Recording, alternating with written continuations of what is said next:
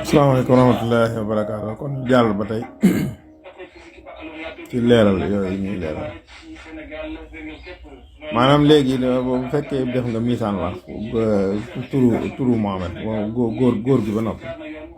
moom it noonu nga jigéen jëm yi war a àndul noonu nga ko war a def comme tey bu fekkoon Zeynabu la moom Zeynabu da nga koy def misaan war dina ba nga xoolee nag horoscope bañ mën a ànd nga xam ne naar la ak xawaa nga xam ne te bu boobaa itam jigéen ji nekk ngelaw moo ca gën ndax xam nga ne góor gi mooy wuti di indi góor gi mooy wuti di indi léegi jigéen ji bu nekkee ngelaw dafa koy upp mu tàkk góor gi jigéen ji bu nekkee ngelaw góor gi nekk sawara su ko dee am da koy yomb kon kee mooy ngelaw da koy upp mu tàkk gis nga taal xam nga boo boyal fii boo uppee rek maanaam day daal di boy kasaalika noonu la demee bu ko dee fekk nag yi xool nga horoscope yooyu ba ñu mën a ànd mooy signe yooyu léegi nag nga ñëw def misaan def naa ko ci misaal ci turu Mohamed kon moom arafam yi maanaam ndox moo ci not nga ñëw seet ku mel ni Zeynabu nga daal di koy bëgg a boole ku mel ni Zeynabu indiwuma sant yi nag daa war a ñëw damay misaal rek laay joxe bu fekkee ne tur wolof yi la nan dana am ay sant yi mënta ñàkk tur yi da ciy ñëw bu dee arab yi nag ñoom ñoo xam amul ay tur ñoom noonee nga koy bàyyi ndax amuñu ay tur ñoom waaye nun noonu suñ sant yi suñ tur yi day ñëw di leen fàtte loolu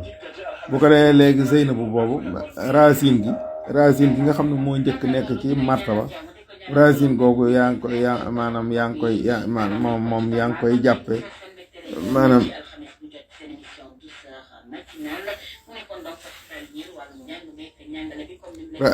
racine googu moom ngay njëkk a teg da ngay tàqale araf yi boo tàqalee araf yi dal di maanaam da ngay tàqale araf yi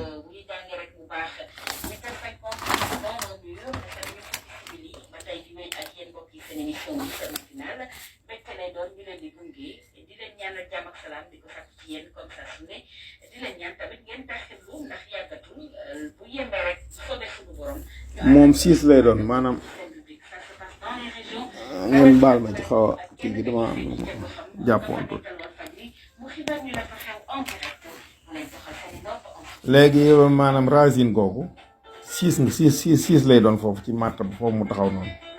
boo ko defee 6 xam nga yaa moo ca topp yaa gi nga daal di koy def 10 moom 10 lay doon